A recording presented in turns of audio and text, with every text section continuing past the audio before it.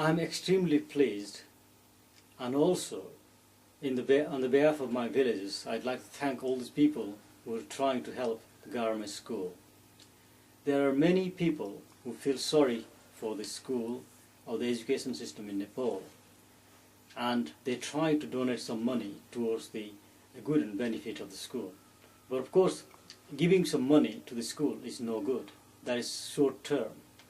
That will go somewhere for a year, then following year there's nothing for them.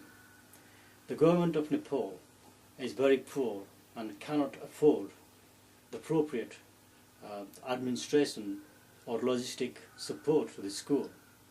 So by getting help from the foreign charity and the individuals are very much appreciated. There is a school near me on the opposite side of the valley, which is forgotten by both the government and any other charity organizations, because that school is hidden away in the corners. There are many schools like that in Nepal. The Garma was very lucky to receive the help it is getting now from Bryn Coughlin in Llangollen. And Bryn Coughlin in Llangollen is doing the right thing by supporting the school in long term, just not for the short term. And I would just like to say one more thing.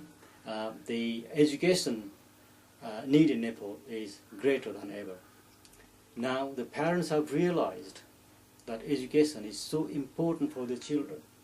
They will do anything in their power to educate their children. In past 10 years, it has become apparent the value of education.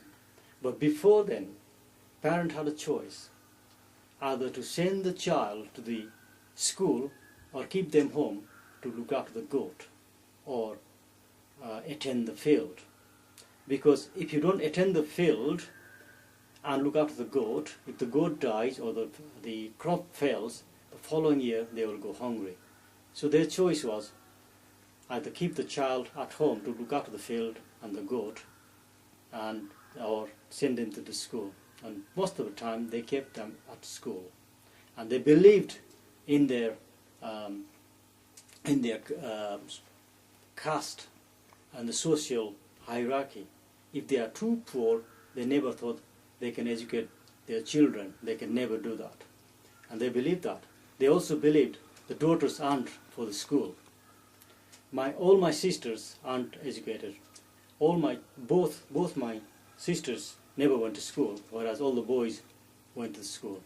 That has now changed because they have seen the world through the media, like the televisions, and people coming to Nepal.